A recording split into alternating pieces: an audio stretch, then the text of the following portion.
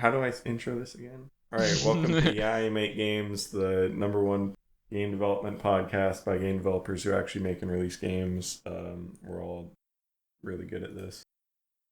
So good. So we haven't met in like 2 years, I think. Yeah. Well, I we've don't know met in how's person, everything. but Yeah, we met in person, but we haven't done not one of all at these in once, though. ages. So I don't know what's everyone been working on. Who wants to start? Um, I can start. Um, hello, my name's Adam, by the way. Um, I've been working on a big ass game. I don't know. I was probably working on it in the last I think you episode. were working on it last time also. Yeah, It's I been must like have a like long just time. about started or something. Anyway, so I'm working on like a really, really big commercial version of No Players Online, which is like a horror game that I made in 2019.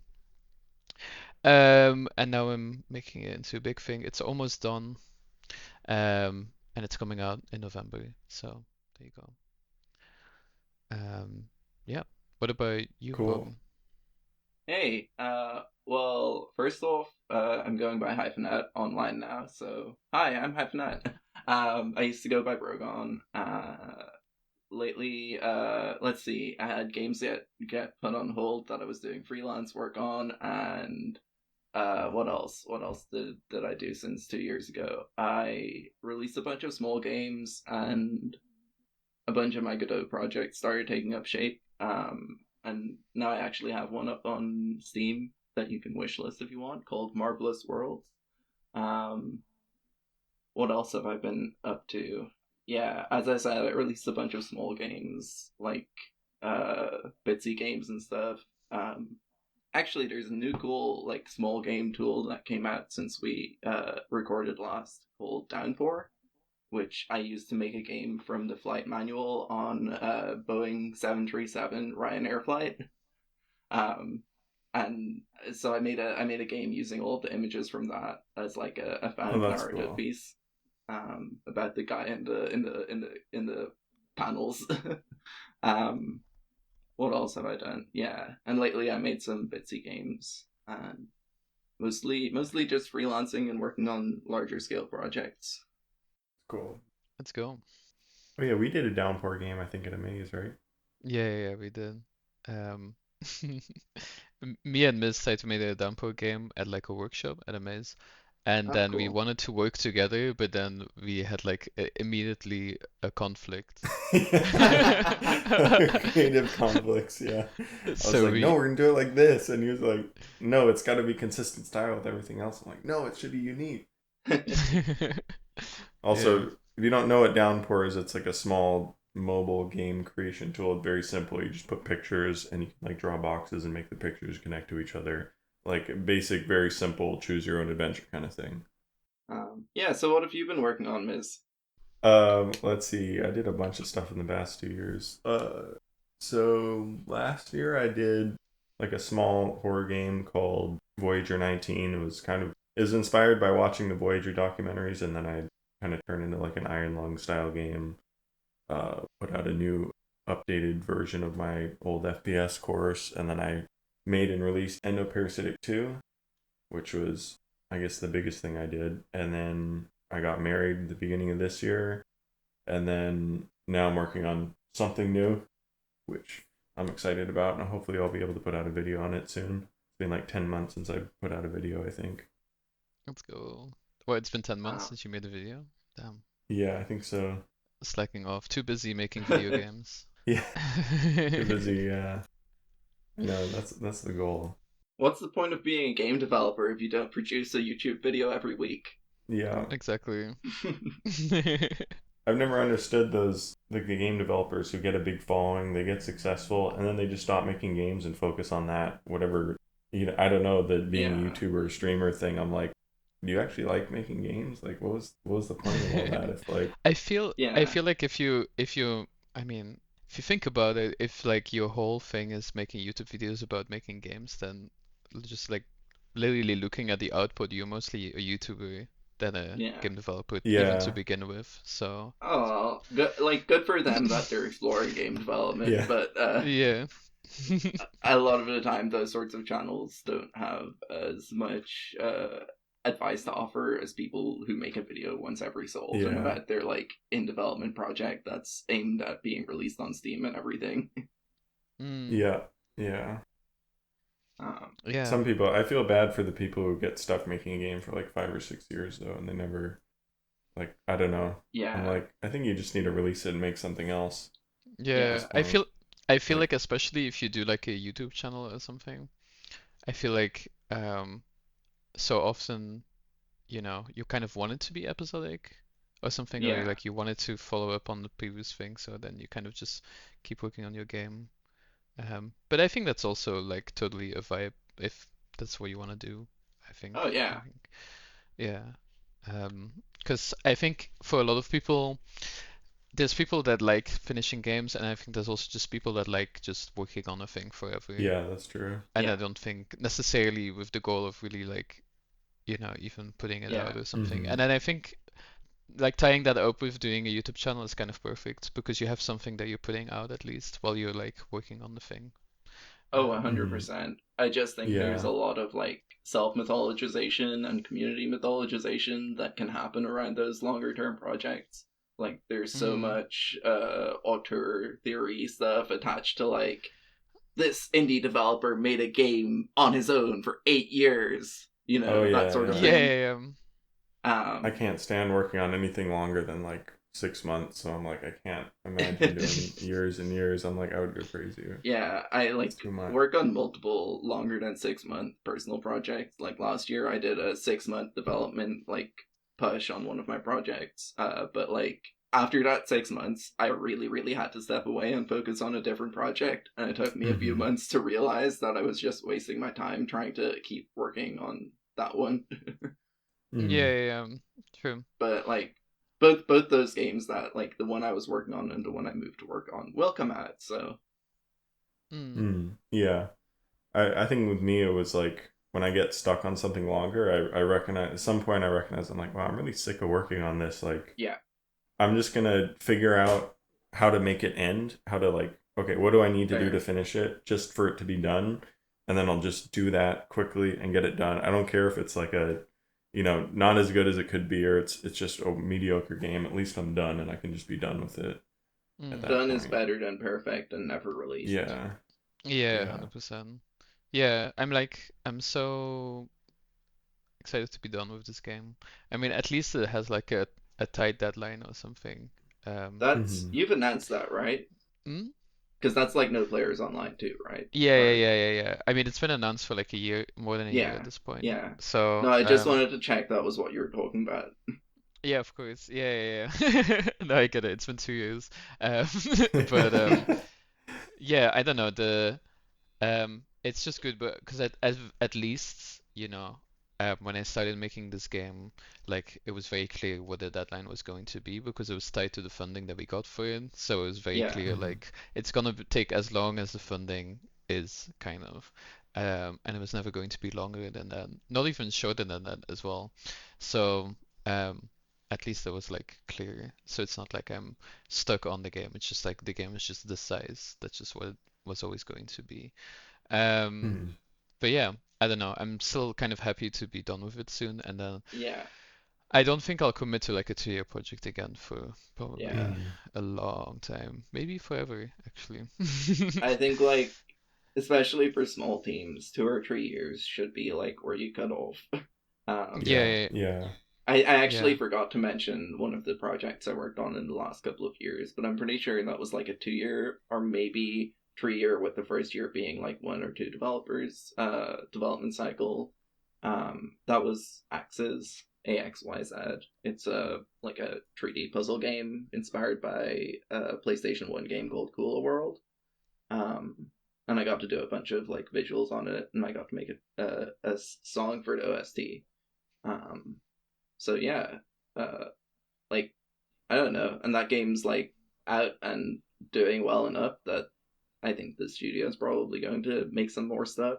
So I think like once you get to the like 3 years range, there's like that question mark of if you've gone in too far that Mm-hmm. there's not going to be funding for your next game. There's not going to be any way that the recoup Yeah, yeah, propels you, and you're going to 100%. like have to rely on external publishing sources. Not that you won't anyway if your game's successful, but like yeah, there's like no Mm-hmm. leeway if your game goes beyond a certain amount of time and you can't just justify Yeah, the returns. Yeah. yeah, 100%. This is actually going to be my planned strategy for after this game is I'm gonna like do games that are like 3 months to 6 months at most. Mm-hmm.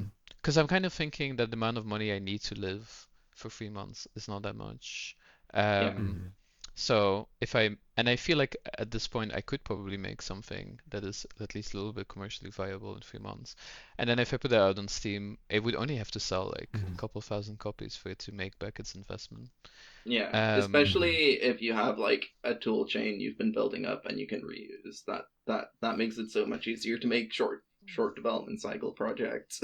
yeah, exactly, exactly. So it's like, yeah, I feel like I mean, I've done so many short games before. Yeah, I mean, those are all like less than a month. So, Mm-hmm. um, but I even remember you used I've, to do that mm, one game a month thing, right? yeah. One game a month, yeah. So I don't know. I feel like, and at this point, having made the two really big games, like big commercial titles, I kind of feel like I got a grasp now on, Mm-hmm. what what it takes to make something a bit more commercially minded.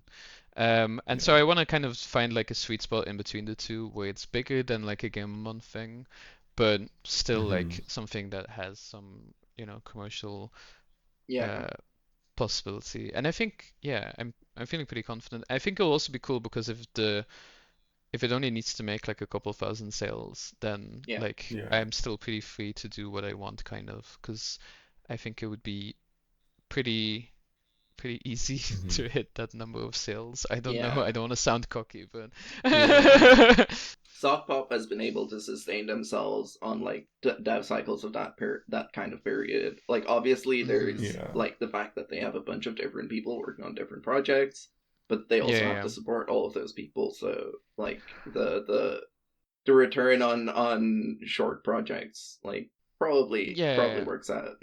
Yeah. Their games are definitely kind of like I feel like now this is kind of the size of games they're doing, like 3 to 4 months or Yeah. something.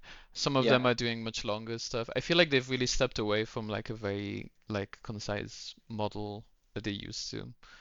But it's good. yeah. Yeah. I think that makes sense with They're time. doing much bigger now, right? Yeah, and like all of their games now, um, definitely like I feel like a lot of stuff they're putting out, especially um, seem much Like more like, Grun last year was great. Yeah. Grun was really good, and like much more, definitely much more focus of like, oh, this is something that goes beyond the Patreon. It could also sell on its own. Mm-hmm. Yeah, Um, yeah. Yeah. Um, Speaking of like the, I guess, financial part of doing small games, I've noticed, at least for me, it's like, because I did Voyager 19 in like 5 weeks, I think, and it's done really well, just like, I guess, in return. Like, it's really consistently making me like 1 or 2 thousand a month in mhm. sales. And it's a small, like 1 hour game, and it's still selling, it's still doing good. And I was like, if I just kept making games like this, it's like basically $1,000 raise every time I release one, Yeah, yeah. yeah, monthly raise. I'm I like, I actually think just there's do, something to be said for like putting all your eggs in that basket of I'm only going to make short games, but yeah, like I think it's viable yeah, for like part of your output to be like that. yeah. It's like yeah. good, no low risk kind of thing for income, Yeah. but Mm, you'll probably never get the big hit that makes you $1 million kind of thing.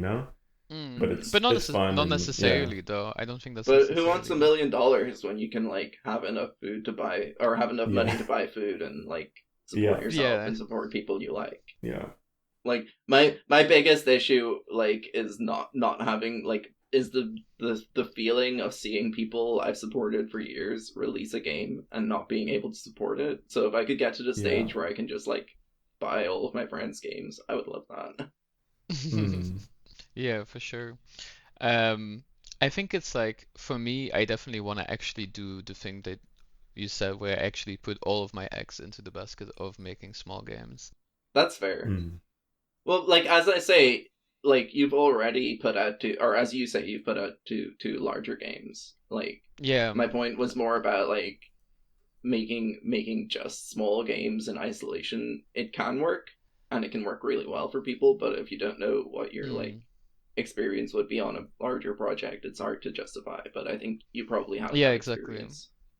Yeah, I think so. I think it's like, I mean, you notice that with soccer, you know that with a lot of people that is like at a certain point you've just had like enough experience, I think, that it's like not as hard anymore, I feel. Just to Yeah, get something together and like you're kind of over the being able to finish things vibe. And I think this is kind of important when you get to this point where you're just very comfortable with the work, so it's like not as much of a struggle, and then you can just um, yeah, it's not it's not that um, that deep anymore. And I yeah, think this is kind of something good, I think, because I think a lot of people, especially starting out, any project they work on is like really important. Um, and it's Mm-hmm. mostly this kind of fear and inflexibility and stuff that ultimately um, makes it hard, I think, in the beginning. Because then you're like, oh, you want to kind of keep working on it, and then you kind of work on it for years, and also you don't have the time as much to do it, and things go slower.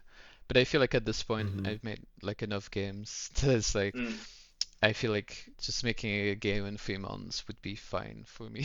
Like, yeah, not to Mm-hmm. sound like cocky as hell, but I feel like, yeah, I don't know.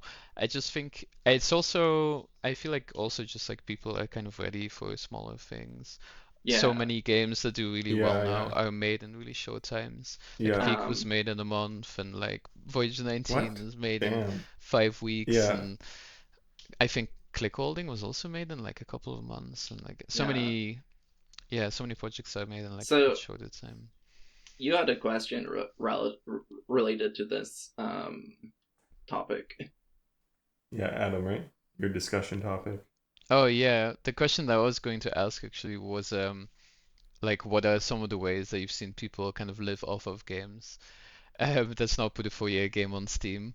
Um, but Yeah. it's like a broader question than just like making shorter games.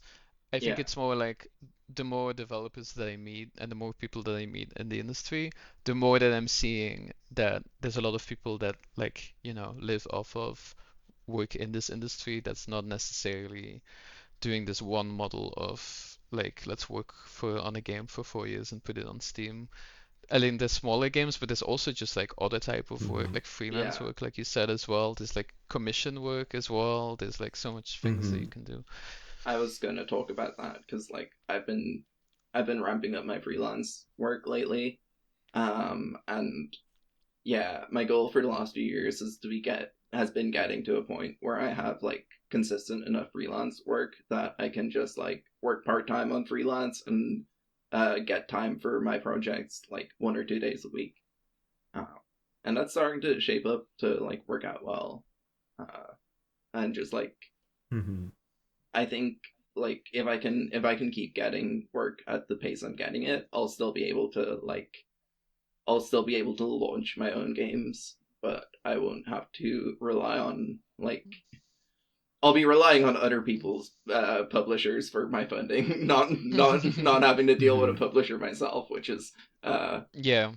a lot preferable for me. Like if I can do a good job, give something that makes their game better objectively or like subjectively to me and them, like I'm so much happier with that than if I had to do a pitch.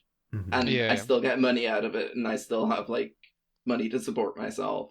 And as long as my like skills are being valued appropriately, I'm making enough money that I should be able to like move forward with my life a bit more than I have since I moved back with my parents like 5 years ago now. hmm Mm-hmm. Yeah, yeah, yeah, true. I mean, definitely. And also like yeah, I think it's also like if you do your own work and stuff, like first you have to be lucky to be able to just like do that full time. I mean, I'm lucky that I mean I had like the publisher for the first game, but like for this game I got like a public fund, so it's like a government funding. Um which is really good, but like obviously not everyone can get that in every country. Um and even that is like hard to get. Um, but like also there's also the other flip side of it where it's like if your work is like all your own thing and stuff, Yeah. um, it's really like also kind of intense because it's like, not only does your work have to be good, but your idea also has to be good, and also like, your brand has to be good, and like there's so much, pretty much everything has to come from you. Hmm. And that's kind of also really fucking stressful and unstable. Yeah. Um, and I think it's like a lot of people have this dream of being like, super indie developer. I just make my own games. I put it on Steam, become super Mm-hmm. Hmm. successful. They kind of ignore the fact that this is kind of like it's hard work and it takes a really long time before, that starts working. And it's also Yeah. just like Mm-hmm. might not be the most fun thing as well Yeah. because I don't know, just working on Yeah. this game because it is so much more um, personal, I think, than the last game.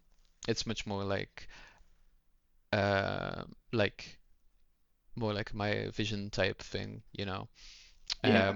And so the whole time it's like, you know, there's so much of my own self-worth in there, which is kind of stupid. Mm-hmm. Like, I mean, um, if the game does really bad, then it's also like, oh, you know, Yeah. it's not Yeah. just like you can't blame it on anyone else Um, as much. the other Um, thing, like, I think the thing about working for yourself, especially if you want to make a profitable game, is that you're not working for yourself, you're working for the market. yeah, exactly.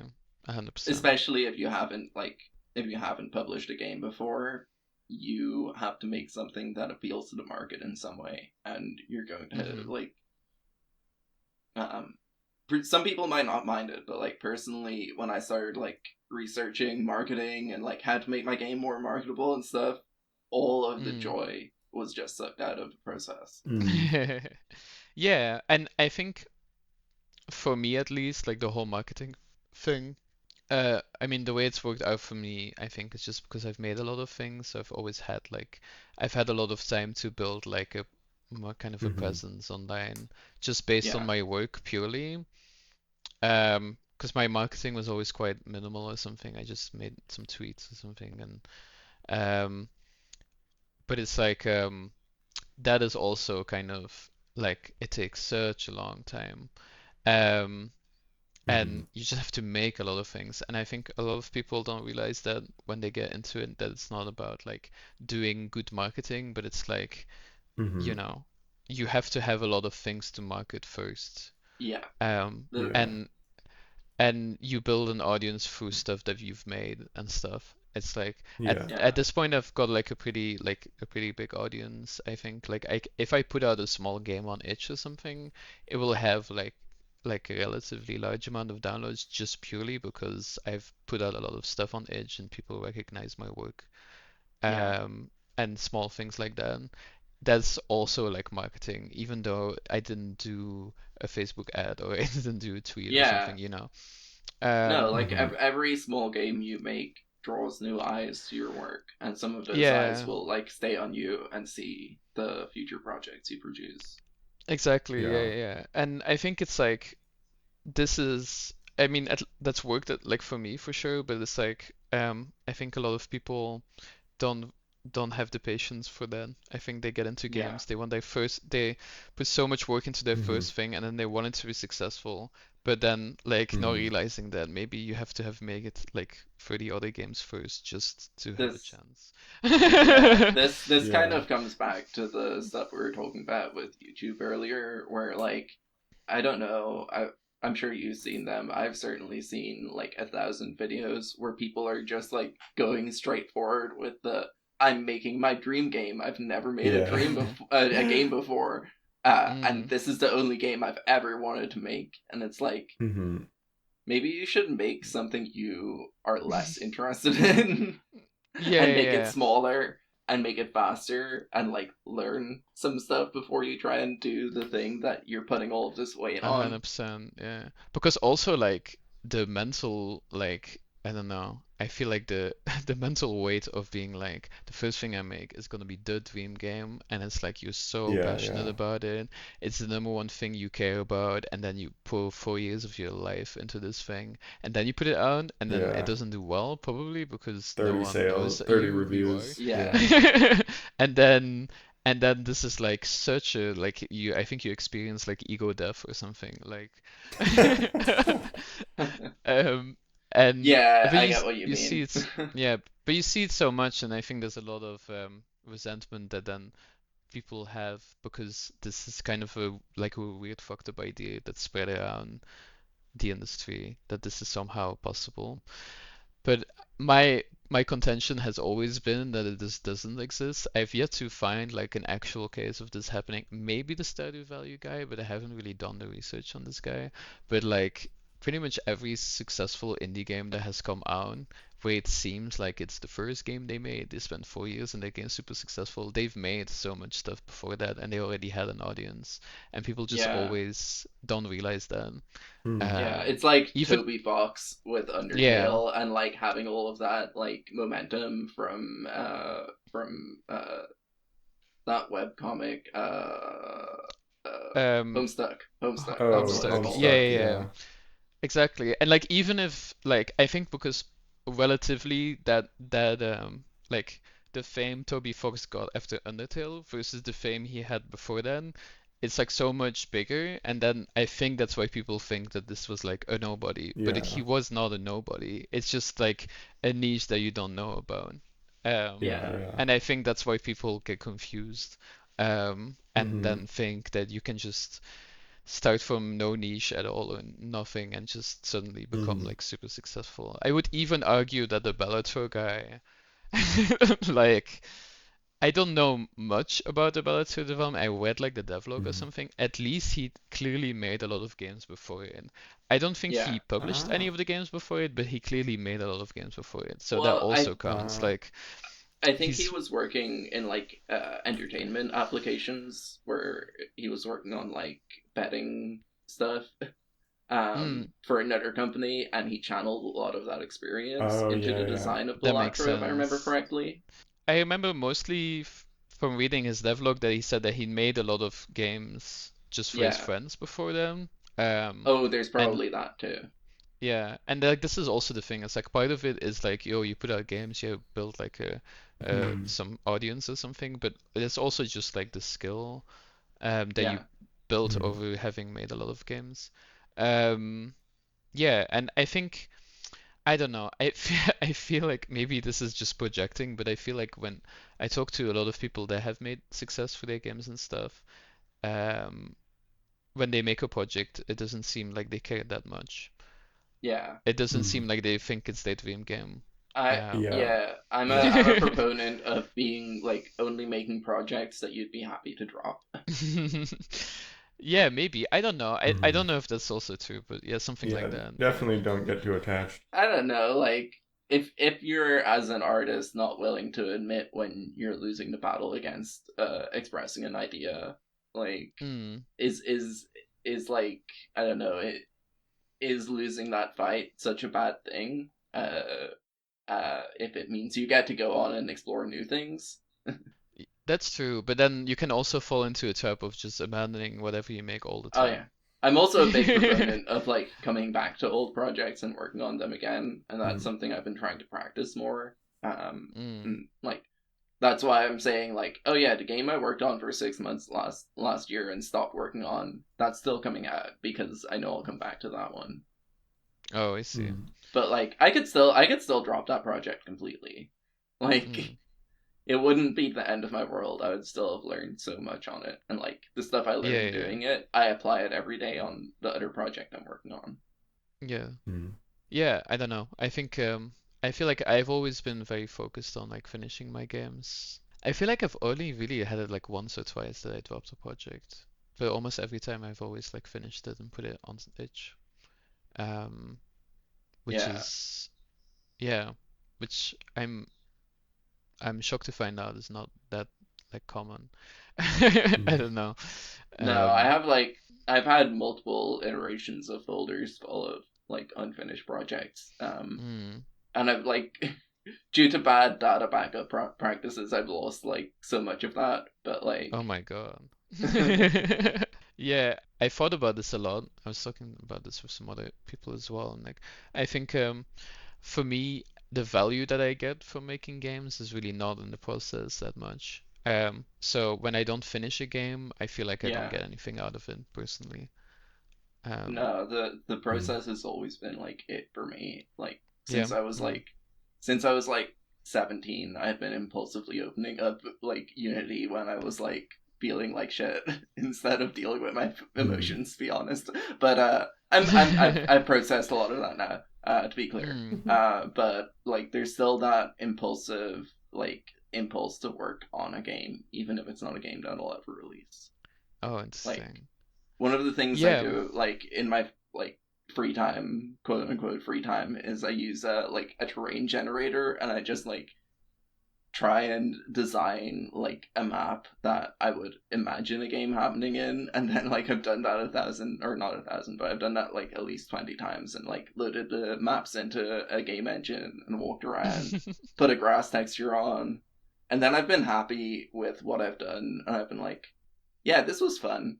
I'm gonna keep doing this, and then I just like haven't released anything that's like started through that process. Oh, interesting. It's kind of cool. You can kind of like just hang out in a game engine basically. Yeah, it's like Mm. Hmm. it's like just playing Minecraft again. I've noticed for myself with like not finishing things, it's like I used to be very like I never started anything and didn't finish it, and it's only been like in the recent year or two that I've started like making projects and then being like, oh, I don't think I could see this turning into something, and like just dropping it and doing something different. Like I've kind of, I maybe I don't know, I've just gotten more open to experimenting with risky ideas that aren't Mm. as much of a sure thing before I even start working on them. Mm. And Mm. now it's like I don't, and that, I'll even go back to things like I'll work on it a bit. I'm like, no, I don't see this turning into anything fun. Actually, like now that I've made some of it, it doesn't seem like there's a way it could become something good. But Yeah, then as time passes, then I can come back. And now that I have more experience, I come back to it. I'm like, oh, okay, now I know how I could do this, how I yeah. could make it good, and I Mm. could make it work. The coming back is so important. Yeah, once you've Mm. built up a little more experience or I don't know. Yeah, yeah, Even yeah. like now, something I've been working on is like so Rot Flesh, right? I released that several years ago, and I've been kind of slowly in the background refactoring it and redoing a lot of stuff because I want to post a new like I want to update it to like the latest version of Godot, and it has a lot of issues. And I'm just like seeing a lot of the design decisions I made in the game, and even just all the background like tech stuff too. And I'm like, wow, I would have done that so differently if I had made this today, and Hmm. it would have been a lot better, I think, and a lot easier to make, but I just didn't know back then. It's kind of interesting to see, and now I kind of have an opportunity to like fix a lot of the stuff Oh, I see. just Yeah. from inexperience that I did. Yeah, I've sometimes opened all projects, but usually just because I needed something from them, and then I would look at the code and be like, wow, that's really bad. But Yeah. like, but yeah, I don't know. I think I think I'm much more like you, Miz, for sure. That I'm like, I think for me, I think every time I have dropped a project, it was more just because um I lost steam on it or something, and then I had to get to something else. So there was like, Hmm. it was not that important. So it's like, okay, I moved on, but like then it always just feels like I've wasted my time a little bit because it's like, well, Hmm. I want it to be like an application so that when I visit it, it's something I can play. I don't know. Hmm. Like, um, yeah, and it's like I think that's like always just been the thing. I think also just because I've always gotten every time I like make a game or something, I feel like I get the most joy out of actually just seeing someone play it or something, or like even playing my own things. Um, yeah, and so if it's not like online somewhere and you can download it or something, it just doesn't feel like there was a point that I Hmm. made it. Even if I think throughout the project like, oh, this is not going anywhere, I would still want to like put an end screen on it and put it on itch. I don't know. Um, yeah. I Like don't I think know. I could do that with both the projects I'm working, like the longer term projects I'm working on. But with short term projects, like I only ever release them if I envision them as short and like the scope is small enough that I can like go through and just do the stuff that I had planned. or Mm. if there's a deadline and it's a game jam, and I will feel really bad if I don't like release a version of the game that's playable. Yeah, yeah, Um, yeah. but like on my own projects, when I just start something on a whim, it's normally not something that goes anywhere unless it becomes a big project, or unless Mm. it's already like a tightly scoped small project. Mm. Yeah, I feel like I always go into projects kind of knowing exactly what I wanted to make anyways. Um, which is also, I think, why I kind of think it sucks a little bit because when I talk to you, or when I talk to, for example, like Josh, like Stuffed Wombat, I feel Mm, like much more this vibe of like, you open up a project, you kind of don't know where you're going with it necessarily, yeah, and then you kind of figure it out and stuff, and you stumble into something interesting. I've never done that. I've never been able to do that. Every time I do that, yeah, I'm like, wow, I just feel like I'm wasting my time. I don't know. Um, because it's like yeah. if I don't know what I'm going to do, then it's just like, well, I don't know. It just I doesn't do think excite me. I don't know. I do think there's issues with the like find the fun approach of game development where you make something and then you try to make it fun. Um, but if you're making something and fun naturally emerges, that's such a good Mm-hmm. like jumping off point. Mm. Yeah, yeah, yeah. But like most of my games, like they start off with either an atmosphere or a method of movement that I want to like explore. Um, like like obviously like 3D platformers are more movement Mm, focused, and then like walking simulators I'd make are more atmospheric, and like narrative pieces I make are more atmospheric or something. mm. Yeah, I feel like yeah, I think that's interesting. Like I also don't think I'm just like a very gameplay heavy developer in general. Mm. Yeah, You So do a lot of story stuff. I do a lot of stories. So I feel Yeah. like all of my games Yeah. ideas are not like, you know, what if it's always like very clear. It's like Google Maps, but it's a horror game, or it's like, Yeah. um, yeah, it's like it's 1962 and you're calling the president or something. It's like I've always Yeah. got like the punchline or like the ending baked Yeah. into the idea. So and mm, then like if it doesn't have an ending, it's like there's no point in making it. I yeah, noticed when we did our downpour games that kind of difference came up where you did something very story like with some jokes in it, and then I did something that was more like a little mechanical kind of thing. Like mm, yeah, it's true. yeah, yours was all like the story of I'm at what was it like I'm at a maze and here's some guy popping up saying funny things and like you're navigating around. Yeah, yeah, yeah. And then I had the one where it's like, okay, there's a wall and you need to find the pick to break it open. And then here's the, I don't know, it was like a little yeah, more mechanical. Yeah, my thing was like the setup for a punchline and the punchline. Like, Yeah, yeah, yeah, yeah, yeah. sure. My downpour game made from the like back of seat plane manual thing. Like I literally was just sleep deprived on a plane, and I took all the photos I needed of the panel, and then I started assembling a narrative based on like what I projected into that.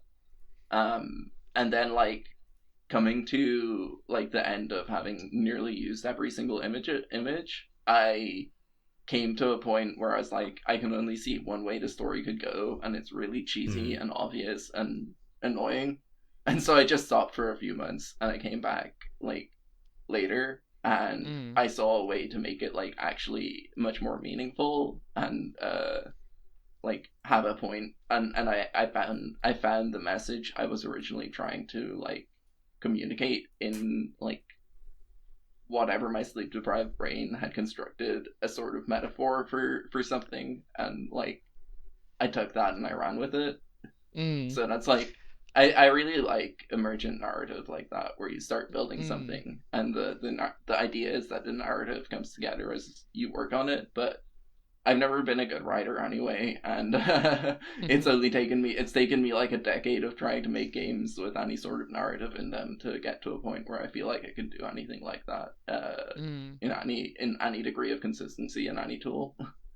Yeah, I think I'm still I don't know, I'm really jealous of being able to just be like, oh, just like start a thing and see where it goes, and then being surprised by Mm-hmm. yourself and stuff. I don't know. I think also because it sounds like a lot of fun, and I feel like I've I've gotten a lot of like value out of making games, as in like I make the thing and it's rewarding to have it made and stuff. But I'm always, when I'm actually working on the thing, I feel like I'm always trying to do what is the easiest fucking thing I can do to get it Yeah, done, yeah, because I don't yeah. actually enjoy the work itself. Like Yeah. I I feel don't that. enjoy writing code. I don't enjoy drawing a Yeah, picture or something. It's like all of these individual parts. It's like it's like fine, it's like kind of fun, but I don't really enjoy it. Like I don't get value out of that. Like it's just I need to get it over with to get the thing done. I don't know. Um, yeah. All right. So yeah, I have a very basic question. What games have you been enjoying? let's see. I played Darkwood last or beginning of this year. I finally like played through the whole thing because I played a little like Oh, ages nice. ago, but I never got through it. And yeah, so I played through the whole thing, and yeah, it was really cool. I really enjoyed it. It was like I think one of the things that stuck out to me was just like the amount of I guess like unnecessary details that I mean unnecessary as in it's like it's not part of just getting to the end. It's just like random things you can discover on the side that kind of contribute to the world or the adventure that you're on.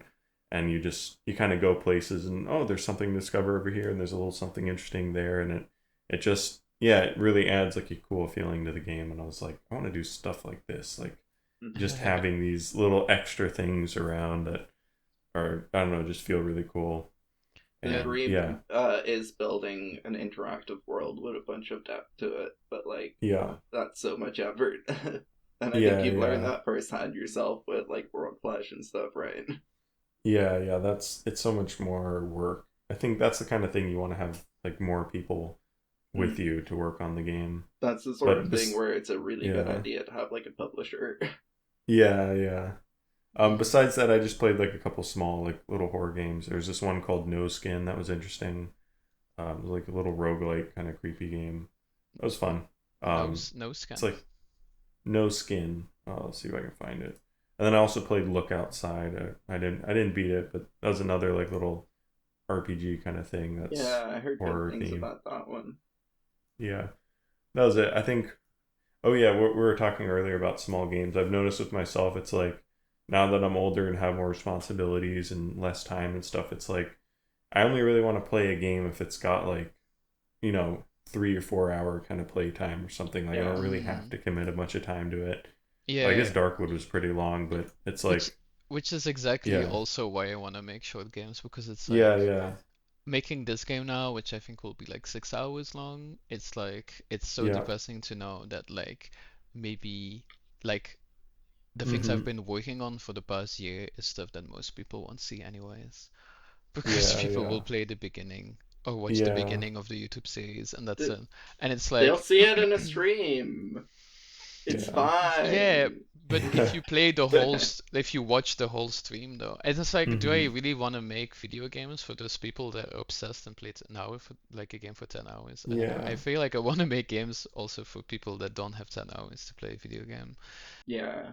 I think this is why like Voyager 19 did so well is because I've noticed for myself when I shop for a game or if like I'm in the mood to play a game, I want to find something new. I look and I try to find something that's like cheap, small, and has an interesting vibe. And it's just like, Mm. I see like Voyager 19 fits all those, so I understand like people like me would want to buy something like that. Like Yeah. if Yeah. I saw it, I Yeah. would buy it, like, oh, $4 takes an hour to beat, looks interesting, like, yeah, I'll play that. It's just $4, whatever. Yeah. And I genuinely think the Venn diagram of like, people that want to play games that are like a little bit more alt and interesting, and Hmm. the Venn diagram of people that want to play 30 hours in a game is like probably two separate circles, I feel. Yeah. It's like, because you probably, if you're like, you have more of an adult taste in games, I think, Yeah. and more of like, you know, you like you recognize things that are more interesting or something, then it probably also Mm. means that you're like old and have responsibilities. Yeah. So it's like, Mm. I don't know, maybe. I'm not sure that I just also beyond that I just want to have like I want to have the satisfaction of seeing an ending of a video game, and I want to give Yeah, other yeah, people that yeah. satisfaction as well. Yeah. Because with Yeah. movies, no one would be like, oh, I really want to watch a 6 hours movie. I would That would make me so happy right now. Yeah. I Yeah. think almost everyone wants to watch a 2 hour movie, so I don't see why it should be different for video Yeah. games. Yeah, for my like 3D platformer project where you're like the marble one, I want it to be a structure where you only have to collect like half the collectibles in the entire game to beat it, basically. And like the goal is that will be like you don't have to play too deep to finish the game and get Mhm. like the arc of the game. But Mhm. there's also a lot of levels that you might have skipped if you did that, or levels that you might not have fully like explored. Mhm. For And the then people like that want give to put more time yeah, in. Yeah. it's like for some people it will be like the game they play will be playing through every level, and for some people it'll be like the game they Mm. play is just like an adventure through the world, and then they can come back and do like post game content as the of the other stuff. Yeah.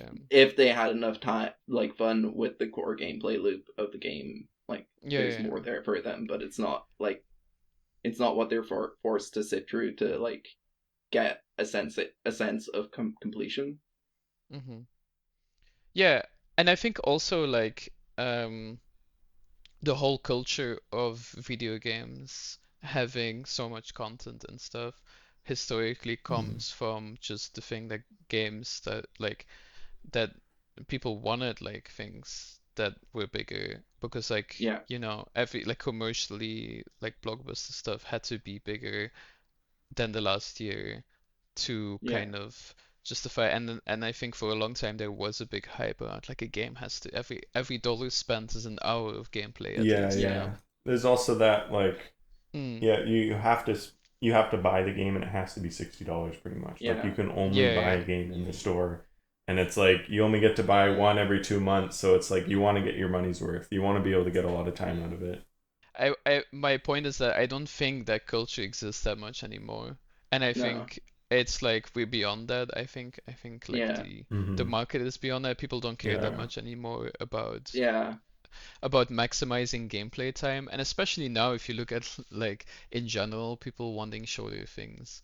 Um, mhm. like I'm not saying that we should make like TikTok video games, but I'm just saying that like I think at Says the at micro game at developer. least Yeah. at least we don't have to pretend like we still have to force our games to be Yeah, big because it doesn't Yeah, have to yeah. be, is yeah, my point. Like, but like the thing I was going to say is that culture of like games having to justify their cost at like Mm-hmm. massive scales of like $60 or euros or whatever, now Mm. 80 with like the Switch. That culture wasn't always how games were experienced, because like up until like the mid 2000s, game rental was such a big thing, and people would like rent a Mm. game for a weekend still, and like Oh yeah, yeah. plenty of mhm. games were designed around the idea that a large portion of your audience would not own the game but be playing it for a weekend. Yeah. And I think that's so true. And like now, I think um, the kind of platform that we exist on, that our work kind of exists on, and kind of the culture around it and stuff. I feel like there's definitely an audience now that feel people that just want like a 2 hour game. Mm-hmm. Um, and it's perfect. This is what I've always wanted from the Yeah. beginning, anyways. So, I feel like, the game was already, so I can stop pretending like I have to make a big Yeah, game. Like with No Players Yeah. Online, I've never wanted it to be like a game that's longer than 3 hours. But yeah, like the plan was for the demo to be 20 minutes. But then we finished making the demo and it was an hour and a half, and I was like, fuck. Yeah.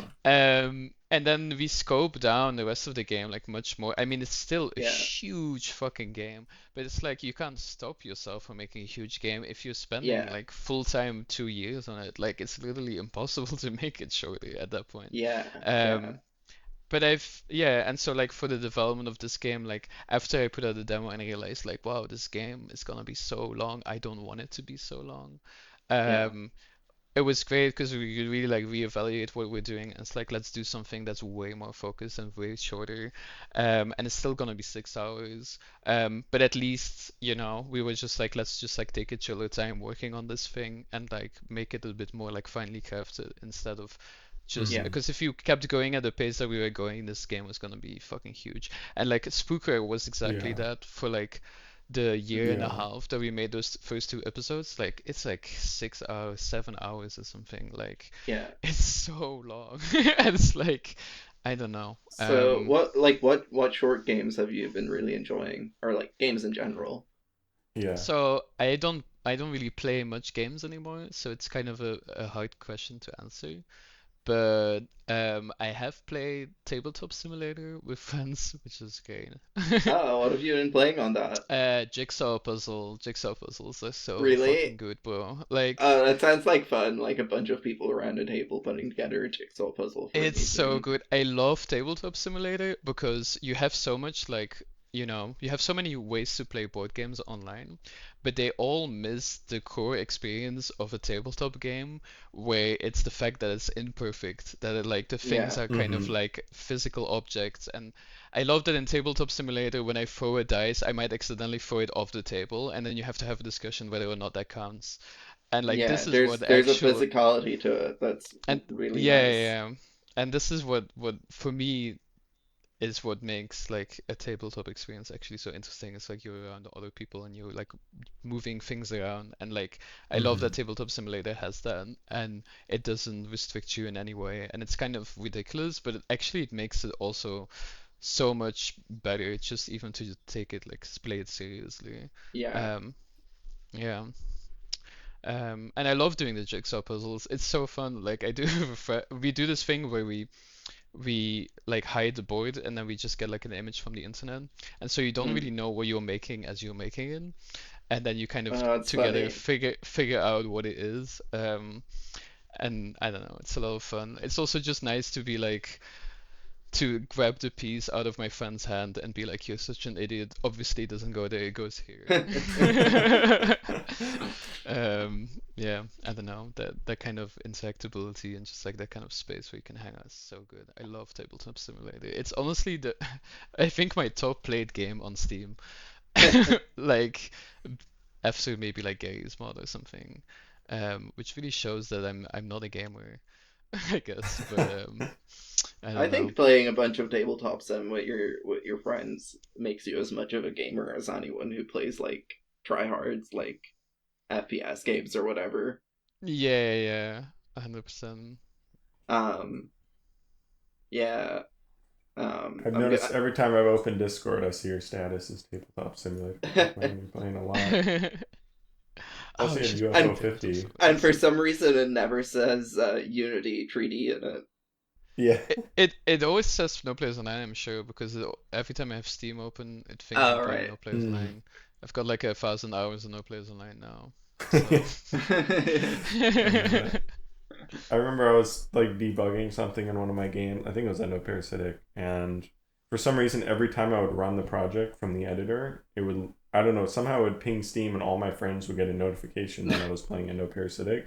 So it just kept popping up. Somebody messaged me, was like, "You keep opening the game. What's going on?" Like, I had no idea. It would like every single time I'd run the game in the editor, they would get a pop up saying has started playing Endoparasitic, has started Oh, playing that's so Endoparasitic. frustrating. All day long, just constantly testing I tweaks. know.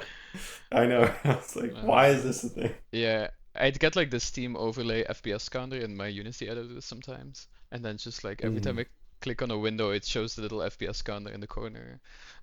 mm. So what you're saying in answer to my question is you've been playing 1,000 hours of no players online and a bit of tabletop simulator. Pretty much, yeah. Yeah. I want to play more games, but I don't know. I don't know why I don't. Like I feel like the things I only really do it to like hang out with friends, I think. And I Yeah. think just Hmm. my when I think about it really like looking back, even as a kid, like the games that I played, like I was never like super big into single player games. I think I've always Yeah. kind of used games as just like a space to hang out with my friends. And I feel like now, being like an adult, I just hang out with my friends more at a Yeah. bar. So Yeah. the Yeah. amount of time spent on Tabletop Simulator has Mm-hmm. lessened. And I think, and yeah, I don't know, just general, I don't know. I'm a little bit like, I feel like I've also just become much more critical of games over time. Like, I feel like now I pick up a game, I play it for like 5 seconds, and I'm like, I don't like it, or like it's cool but it's not for me, or something. I don't know. Yeah, It's it's so like hard to turn that off. it's so hard to turn it off, and it's like it's so hard. I don't know. It's like I don't have the patience to like sit down and like really just like let the game happen to me, and then because of that, uh, then also it feels like a chore to kind of sit down and play something Mm-hmm. anyways. It's like I Yeah. feel like, oh, I should play this because it's a good game, not because I want to. It's like I should because it's a Mm-hmm. good game, you know? And then it's like, Yeah. I don't know. I have this so much at events now. When I go to events, I never ever fucking play a game at events. I'm Yeah. always just like, this game is so cool, it's 100% my thing, but I will probably Mm-hmm. never play it. I will like, or I like Yeah. Yeah, play it for yeah, like, yeah, or yeah. at the event I will play it for like 5 minutes, and I will say how much I love it and I think it's great. But I'm actually like not interested in playing it. I think it's cool for what it is Mm-hmm. You or love that something. someone's making it. Yeah, yeah, exactly. Like, Um, yeah, I get that. I've been trying to figure out what games I actually like anymore myself lately. Mm-hmm. Um, like because I'm the complete opposite. I love single player, and I've actively avoided most multiplayer spaces for most of my life. um, but like I realized recently that like there's so many single player games, and so many of them are like hyper focused on narrative and like constantly being the only thing you're focused on. But the reality is that I'm never focused on just one thing, and I'm like constantly listening to music or watching like a Twitch stream or something. And I've been trying to figure out how games fit into that.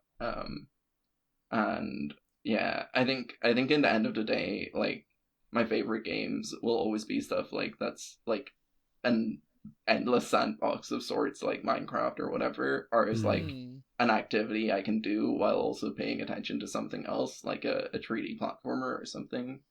mm. Um, but Yeah, yeah, for me, it's definitely been the most of the time always just like, oh, I just wanna like talk to my friends really, and then just yeah. exist in the Mm-hmm. same space for a bit, and I think that's always good. That's honestly, I really like Peak. It's a good game. Oh, I really Um, want to play Mm-hmm. Peak with some friends though. Yeah, yeah. Like, because that's a game about helping each other out in a very mhm, organic, physical way mhm, that I yeah, don't think a lot of the games I've tried to play with other people have been cooperative in that sense. yeah, yeah, Like, because that's a co op game, but it's not a very traditional co op game by a long shot.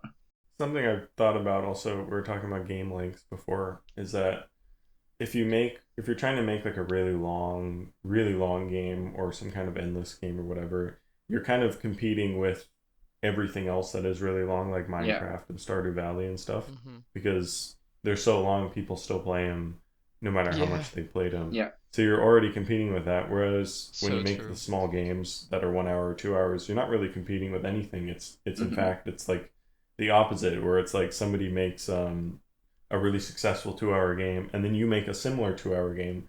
They're going to be more likely to buy the game, your game, if they've already played that other game, because they're going That's to be Yeah, like, so I want true. more of That's so this, true. you Yeah, know? because if there is not enough 2 hour games, then there can never be an audience for 2 hour games. Whereas if a yeah, lot of people Yeah. make it, then everyone will benefit from it. I think this is also the case with movies for sure. Like and that's, I guess maybe if you make a television series, you're more competing with the other guy. But Yeah. yeah. movie not so much. Yeah. But for yeah, so I asked this question because I wanted an excuse to talk about some games. But first up, I just wanted to shout out that this year has been like a crazy good year for games that are just like about rolling a ball around. So the other day I picked up Y2 Roll and Super Tenpin by Menacing Mecha and Modus Interactive. And they're both like projects that came out of the Haunted PS1 community. And Mm. it's really nice to see both of those out because like they're two very different takes, and I'm making a game in that space. And I also worked on Axis, which is kind of aesthetically similar, even if it's not a physics based game. But yeah, games about orbs, they're amazing. Wait, Um, okay, this is weird to me. Like, is this a thing now? Like, is there games about orbs? Do you think this is like a genre right now? Or is this always been a genre no, and just it's coincidence? always been that way. It's since like Marble But Madness, you know. but is there an uptick you think recently in Marble uh, games? I don't know. I think it's a constant background noise, but this year has just had a notable like ones Mm. in my sphere of like paying attention. Yeah. And like when I went to do research for Marvelous Worlds, I bought some like Marvel based games that I didn't like as much on Steam, and I think 10-pin or Super 10-pin and Y2 Roll do a much better job at creating the experiences they set out to create. Hmm. Um, Mm. Not that there aren't other good Marvel games. Like I like Marble It Up on Steam a lot, but yeah, there's a lot of different takes on it. It's like a very primitive Yeah. concept. It's like the first tutorial a bunch of people do. I feel like really Yeah, weird that's what I was gonna making say. a Yeah, game that's like functionally the rollerball tutorial for Unity, yeah, but like just very fancy. yeah. I remember Bracky's tutorials. Yeah, it's just I guess I find it weird because it's just like a lot of people in my sphere, I guess, that are making ball type games. Like it's you, these Yeah, two. I obviously know these developers as well, but also another friend of mine is also making a ball game, and it's making me think like, what's going on? yeah. For me, The it's about zeitgeist. like creating a really satisfying movement system. Like I took the like Mario 64 approach supposedly where you like build a like test level and then you just move around that test level for 6 months tweaking the movement until you like it or whatever. Mm. um and I did something along those lines early in development on this to get the movement feeling like how I wanted it. um and so for me, it's just a 3D platformer functionally, but I don't have to animate a person running around, and I have an excuse to make like cool refractive materials and like swirls of glass that you can customize and stuff like that. Um, Mm. but I do think it's a genre that I'm seeing more of, like more games about just rolling spheres around. Yeah, yeah, yeah. Because It's I mm, think it clicks into a certain part of some people, some game players' brains at least, where it's like, mm. oh, this is about rolling a thing around. This is 100% engaging for me. Like, Yeah, yeah, yeah. I think also this is generally definitely also like a good case of like game developer zeitgeist because you have like yeah, I feel like there's always kind of a buildup of a lot of game developers in the same circles having the same kind of ideas all at the same time for some reason. And then it takes a while Hmm. until one of them becomes like a hit. And then afterwards, there's a lot of people that are trying to do things like the hit. But then at that yeah, point, it's not interesting anymore because it's just people going off of it. Um, it's like the game developer zeitgeist happens before like the player zeitgeist or yeah. something. I really Like hope Hmm. I really hope there isn't an orb game that does like Balatro levels of good. it's possible though. I think No, I I want the genre to keep evolving slowly over time because it's the like f- something I've seen when I was mm, doing research of like how it developed like very very slowly, like as a genre of game that's relatively commonly made but is also easy to Hmm. like make boring. mm, It's been interesting doing research for this project. yeah, yeah, yeah, for And like sure. I would love to see the development of like the development of the space continue in a more organic way than in the way where certain design tropes get like adopted on a broader scale. Hell, I even Mm, implemented the like pick one of the three things thing when I was working on it on that project last year, and it didn't fit the gameplay loop at all, and like everyone complained about it when I did a playtest. mm, Just because I was yeah, like so stuck in that headspace of like it's really nice to pick one of any three things, and mm, and then I didn't realize actually I want to control the flow of like releasing things to players in this a bit more. yeah, yeah, yeah. I think it's also like there's some kind of a shared energy happening because it's like I feel like I don't. I don't play that many games. I'm not even on social media much. So it's like, there's not really much that can really influence me. And yet somehow the thing I'm making, a lot of things are like similar to it. And it's like, you know, um, I think with developers, there's always this kind of shared zeitgeist, especially in the same scene. And it's kind of indirect always. Like it's not really like riffing off of another game. It's like everyone is riffing off of the same mysterious energy Yeah. that is not actually any specific game. It's like really interesting to me. Yeah. I think it speaks more to shared experiences than to like it speaks more to shared experiences than to shared influences, where Mm-hmm.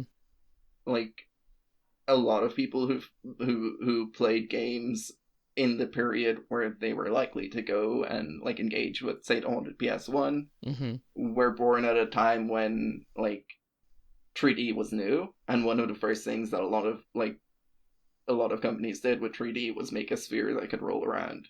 And, Mm. and like it wasn't like what a lot of those early games like were, but there were games of that type that were in those lineups and like influencing people at a young age. But is that really true though? Because think I about don't it. know. Like we're not that like we're pretty much the same age now, and like clearly we didn't play. We weren't like Yeah. kids around the time when 3D was new. I think. No, what I mean is that it's not that 3D was new, it's that 3D had been new and was echoing. Mm. Oh yeah, And maybe. like a lot of my earliest memories are in fact playing like PlayStation 1 games on my cousin's console, even Mm. though a bit of deep Hyphinett Hmm. lore, despite having started the haunted PS1, I've never owned a PlayStation 1 in my life. But I did get exposed to those games at a young age, you know? Yeah, yeah, yeah. And I mean, I definitely watched a lot of movies on VHS as a kid. So Yeah. Hmm. that must have something to do with it as well. Yeah, true. Um, but like for example, the whole they're calling it friends love, which is so stupid. I don't know. I don't like friends love. But this whole like, voice proximity, hang out with your friends types games Yeah. like Peak and Content Warning, but also like And Big Walk. Lethal Big Company Walk. and Big Walk as well. What's so interesting is that so many of these games and so many of things in this genre and stuff were being made way before any of the first hits in this genre were released. Yeah. Um, so it's like again, it's like a shared zeitgeist. All of these developers just thought of the idea of like, oh, we should totally do voice proximity, hanging out with your friends types game at the same time for some reason, even though Yeah. there That's wasn't really interesting. anything. And then they all kind of come out at different times and stuff. 'Cause like I I know that like Big Walk has been in development for a really long time. Yeah. So they were like Hmm. really ahead of the curve on that one, I think. I But don't know. yeah, I literally just saw a friend of mine talking about this because they're going to Gamescom later this year, and they were talking about preparing one of their projects for it, and they're like, yeah, like one of the benefits of making a game that takes years to make is that like by the time you're showing it off, a lot of the time it's come into the zeitgeist, and Yeah, they yeah, think yeah. they think their project like is quite contemporary now, hmm which is interesting. And that's why I Yeah, think it's important to just trust your gut. Like as long as you're hanging out and developer vibes and stuff and you're making stuff and like I think if you just trust whatever you find interesting to make, you will accidentally fall into the popular meta somehow. yeah. Well, Um, again, Hmm. it's about the shared whereas experiences to some yes, degree. exactly. Whereas if you're making stuff that's based on whatever is popular on Steam right now, you'll always be behind, I Yeah, think. I mean, Um, it's no coincidence that Phasmophobia kicked off when it did, like during the pandemic, and Among so Us kicked off true. when it did. You So know, true. like Yeah, and Friend Slop as a reactionary movement. Among If Us, we're gonna call it yeah. Friend Slop, I'm gonna call That's them a, Friend Fun. Friends fun. Yeah, that's so true actually. Like I think for sure like I mean Among Us was like out way before COVID, but only suddenly became super mega popular during COVID. And I think it's just yeah, I it's not a total leap to argue Yeah, that like the reason why Peak is popular is because we're all traumatized by COVID and we still want to be Yeah. able to hang out with Mhm. each other even if we can't see each other. I was thinking Like, about this in the context of like Uma Musume Pretty Derby or whatever it's called recently as well, because like even outside of the game space right now, there is a massive push of gambling, right? Mhm. And like culturally, we're at a position where people's mental cycles they go through are lined up in a way for them to be primed for gambling to take advantage of the dopamine loops they've grown accustomed to. terrifying. Um, Mhm. and so like I saw a lot of people being like, is this all that's left for games? Is like designing around dopamine loops all that we can do? And it's like, no, but right now that's what like a large proportion of the game playing audience is like prepped for. Hmm. And like we can make games that go against the current to like help shape that, but it also requires like broader societal changes for different types of games to be more viable. Yeah, yeah, yeah, true.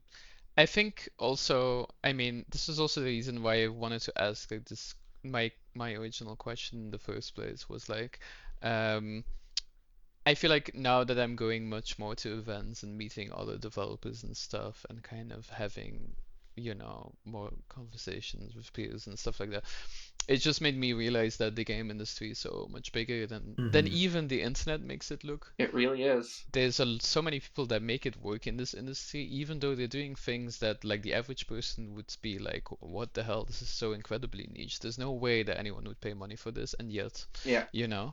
And so it's like, yeah, there's a lot of space for a lot of stuff in Mm. the market, I think, and also different markets. Like there's more than Steam. There's more Yeah. than games on a computer. Like there's, Yeah. I don't know. There's yeah, and I think it's like having just as long as you just like get good at what you do or something and like make stuff that's genuinely you find interesting, I Yeah. feel like there's always just like over time you will like make things that will sustain you, even if that work is not necessarily making your own things. Like, but it just takes a while, I think, and I think it's like cool, It's something I wish Yeah. that I heard when I was like starting out, because I think Yeah. starting out you get so overwhelmed by so much advice that's like Yeah. only focus on the really popular things or whatever, or like one how to market video game dot website or something, I don't Yeah. know. There Mhm. And there's then so many more people out there than there is like YouTube devlogs making a games. 100%, 100%. And there's so many more marketable games out there than there are how to market your game articles. Yeah. So Um yeah, the other game I wanted to talk about with my question, which has taken up like 1,000 hours of my time from the last like go two for it. years. Go Um off. and I'm sorry. This whole podcast was just an excuse for me to talk about this game. Let's go. But and like it ties back into what I was saying about like shared experiences and the like cultural position where I'm sure as game developers you've had the like fantasy of just like going off and farming or whatever and stuff like that.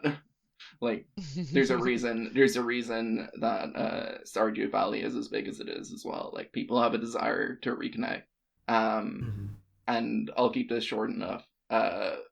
But yeah, I've been playing a game called Vintage Story, which started its life Oh, I've seen that. it started its life as a Minecraft mod, and the lead developer Tyron actually did the initial like terrain generation implementation for uh the game that was recently cancelled. What was that called? Hytale.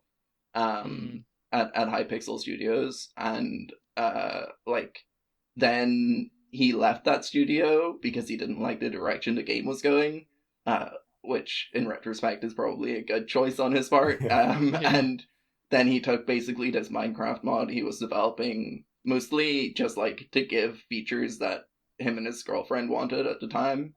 Uh, he took that and he started building his own custom voxel engine because he got really pissed at Minecraft not having a modding API. and he built it from the ground up. So even the base game content is implemented as mods to the engine. And yeah, now recently after Hytale was cancelled, they have initiated a second project that's going to be like an official total conversion mod for the game that makes it closer to what Hytale was going to be. And he's like hiring Hytale developers from the team. Let's go. And giving them positions and like. I have so much respect for this fucking website, bro. Like, what the hell? Like, they have a freaking apparently the game is not on Steam. I didn't think. Yeah, it's not on Steam yet. Yeah. It's not going to be on Steam. Like, it's purposefully not on Steam. And he said, I don't know if it's not going to be on Steam, but yeah, it might be that case. If you go to the frequently asked questions section, the first question is why is the game not on Steam? And it's just like Steam's 30% revenue cut is unreasonably high. We're doing fine financially. We don't need more money. I don't want it. Yeah. I just want it to be small. And this is so cool. Yeah, they've got like they've got like their community engagement on point and stuff, and they're like super active on Discord and everything. And like there's been features that people have modded that the developers have been like, oh, that's sick. Can we implement that into the game? And I believe there was even cases where they like paid mod developers for some of their work and stuff like that. Yeah. Wow. I noticed that the game is cheaper if you buy it through their website than on itch or Humble. Also. Yeah. It's a couple dollars cheaper. And the other really cool thing about their website is if you click the header button that says mods, it'll take you to the Vintage Story mod DB. And if you click into like one of the first, or if you click into those and you have the game open, it'll give you an option to one-click install, where it will like have your open game instance running on the main menu, and it'll go to the mod installer menu from there, and like and pull down all of the files. And so they're like from the ground up supporting modding in a way that like so many people dreamed of and like got frustrated that wasn't happening. And yeah, I played like so much of that game, and it's really difficult by default, but it has like extremely granular customization options when you're creating a world, so you can make it. And I highly recommend anyone starting for their first time makes it easier on themselves. Give yourself more health, give your tools faster mining speeds, give more ore in your world generation, because like a lot of the people I see like falling off it just like get frustrated at the base game difficulty, even though like the intent of the game is that it can be customized. But yeah, this has been my like fixation, and I've just been like grinding stones, building little like houses to do my pottery in and stuff like that, and it's really fun. And there's like it comes back a bit to the like tabletop sim where that physicalizes processes of like playing a game. And it doesn't have like a crazy advanced physics engine, but it does like physicalize as many of the crafting processes as they can. And the goal in the long run is to remove the like grid-based crafting that you get in Minecraft, and replace everything with like a physical process, like splitting wood. You'd take your axe and you'd have to split it like properly in game. That's not something that's in yet, but there is like pottery making and smithing, which have their own custom crafting systems, where like pottery making, you're individually placing like micro voxels on a grid to build up like the shape of the pot or whatever you're making. And then for smithing, you're like hammering little voxels around on the grid to like shift them into the position where they would be in the final product.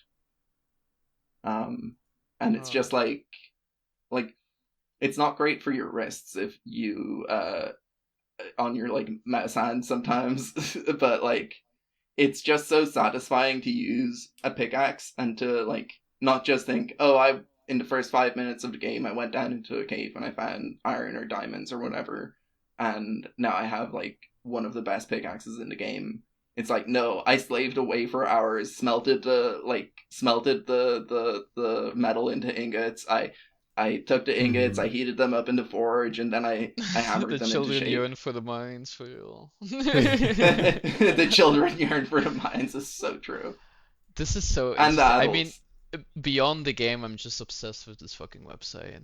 I don't know. I think it's just It's just Yeah, sick as hell how much they're like, fuck it, we don't need all of this modern video game development sales shit. Like we can just make the video game, put it on our website. Sick I as have hell. such a deep admiration for them having managed to make it work. And like, Yeah, yeah, yeah. as far as I understand, they're like more than stable at this stage. Yeah, but like I mean, this is what Minecraft was as well, right? And Yeah, Undertale yeah, as Yeah, and I well. was thinking Like that. a bunch of yeah. But these this big this big this indie hasn't been game. sold to a big company yet, so Not it's still yet. got a lot of, and the developers seem pretty like not transphobic. That's Or good. sorry, Hmm. That's I good. shouldn't I shouldn't I shouldn't make those aspersions against Hatsune Miku, creator of Minecraft. But yeah, Yeah, but like Vintage yeah, Story it's has brought me cool. so much joy, and it's like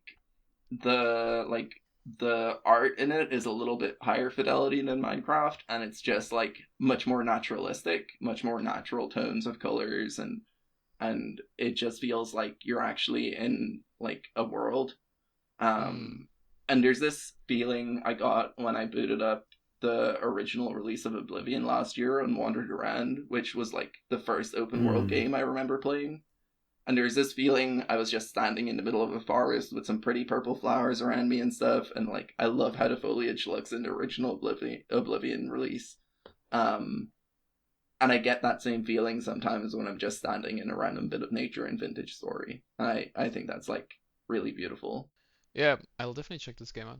Okay, next game I'm not putting on Steam. Fuck Well, I don't know if that's gonna work for like a short 2 hour game. it. You never know. Like No, they that's fair. they they're able to activate their like the Mm. scale of their game through that, Yeah, yeah, yeah. but It reminds me a little bit of like Michael Blika, the guy that made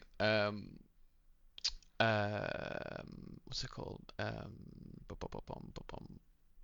Buckshot Roulette. oh yes. He changed his Hmm. itch page to a website link, and his games are just like on his personal website now, which is Oh, also cool. kind of a Yeah, a lot of people weird looking power at that move. option recently for some reason. Yeah, it's fair. I guess kind of Um, related. I set up an affiliate program for my games, so I was seeing like, oh wow, there's so many like terrible sponsorships on YouTube, and then Yeah. I quickly put together like a little storefront on my site, and then set up that. So I'm like, I'm gonna start. I don't know, reaching out to YouTubers soon. We'll see how it goes. But basically, like, my idea was like they just put a link to my games, they can promote it, and they get a fifty oh, percent cut of anything they do. oh, So I got it all set it's up to work, and I was like, I just have to start actually messaging people to see if they want to like that's do it. But so fucking cool. What the hell? That's yeah, I'm such a good like, idea. Yeah, I because know, I'm like, why has nobody done this before? I'm Yeah. like, I don't know. I yeah. recently was like watching a random video with some people over Discord on like YouTube, and there was an ad for Coffin Mole by OKSoft, who was part of like the Haunted PS1 quite early on, and it was just so nice because I've talked to Kaya a lot, but like seeing a game developer I know in like advertised in a YouTube video that I watch on a channel I have a lot of respect for was like really nice. Hmm. All right, we should end now though. We've been going for I think like an hour and a half. Yeah. Yeah, yeah, But yeah, good first return episode. Let's keep it up. yeah. I miss talking to you guys. Yeah, this was fun. Should we do an ending, an outro or something? First let's agree to record in less than 2 years this time. Yes, Let's do yeah, it. please. Sounds good. I don't know, buy my game, buy wishlist, Adam's game wishlist, bro, what? Hyphinett's Hyphinett's. game. It's okay. I've only really started using it in real life recently a bit as well. So yeah, wishlist marvelous worlds. Go get your Let's go. beautifully crafted marble and roll around some vibrant worlds. Like everyone listening to this right now, you can be ahead on the curve on the marble genre. You can play the, you can wishlist the next marble hit game before it comes out. Just saying. Wishlist the next big marble roguelite that lets you choose 3 cards at the end of every round. Let's fucking go. My game Um, is not that, I promise. And go to noplayersunonline.net and I don't know, wishlist my video game, or just like bookmark the website and check back in November. That also works. Also, check out Axes on Steam, AXYZ. That game is really cool, even if I am biased in saying so.